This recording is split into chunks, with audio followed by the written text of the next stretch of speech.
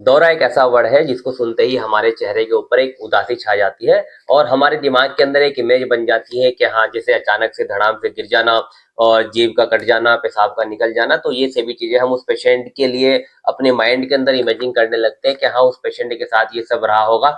तो मैं डॉक्टर मोहम्मद वारिस आज आपको बताऊंगा इस दौरे के बारे में कि आखिर ये दौरा क्या होता है और कौन कौन से इसके मुख्य कारण है कि जिनकी वजह से ये दौरा पड़ता है। तो सबसे पहले हम जानते हैं कि दौरा आखिर होता क्या है। तो देखिए, आपने अक्सर एक ईसीजी देखी होगी जिसके ऊपर कुछ लाइनें बनी होती हैं। तो वह लाइनें जो है हमारी हार्ट की इलेक्ट्रिकल एक्टिविटी को दर्शाती हैं। तो सेम उसी तरह हमारे ब्रेन के अंदर भी एक एक्टिविटी चलती है जिसको अगर हम ग्राफ के ऊपर उतारना चाहें तो हम उसको भी ग्राफ के ऊपर उतार सकते हैं, जिसको हम ब्रेन की इलेक्ट्रिकल एक्टिविटी बोलते हैं। तो अगर ये एक्टिविटी बिगड़ जाए तो उसकी वजह से पेशेंट के अंदर दौरा पड़ने लगता है और ये सभी सिम्टम्स हमको देखने को मिलते हैं। तो अब हम इसके कारणों के बारे में बात करेंगे, तो जुड़े रहिएगा वीडियो के साथ और मैं आपको समझाने की कोशिश करता हूँ कि क्या-क्या कारण आखिर इसके होते हैं।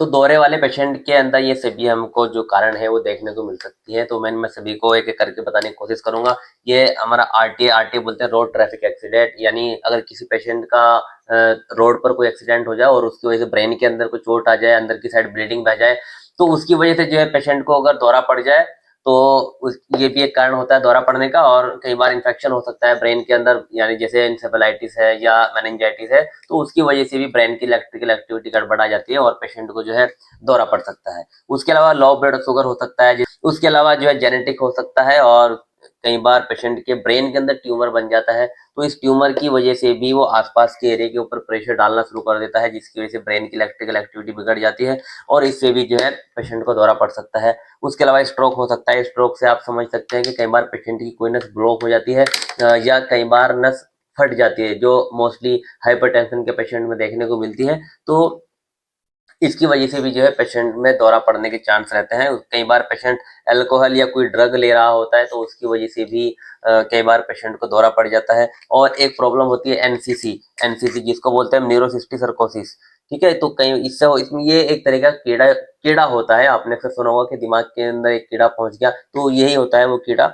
ये अगर दिमाग के अंदर पहुंच जाए तो इसकी वजह से भी दिमाग के अंदर ये इलेक्ट्रिकल एक्टिविटी बिगड़ सकती है और उसकी वजह से जो है पेशेंट के अंदर दौरा पड़ना शुरू हो जाता है। कई बार पेशेंट को फीवर हाई ग्रेड, यानी कि बहुत तेज बुखार 104, 105, 106 बुखार अगर चला जाता है और उसको कंट्रोल ना किया जाए वक्त पर और कंटिन्यूअसली ये फीवर अगर बढ़ता चला जाए, तो ये भी हमारी ब्रेन की इलेक्ट्रिकल एक्टिविटी को बिगाड़ सकता है। तो ये सभी कारण हमारे जो है दौरे पड़ने के हो सकते हैं। तो वीडियो अगर अच्छी लगी हो तो वीडियो को लाइक करें, शेयर करें और इसी ही इंफॉर्मेटिव वीडियो देखने के लिए हमारे चैनल को सब्सक्राइब करें। Thank you.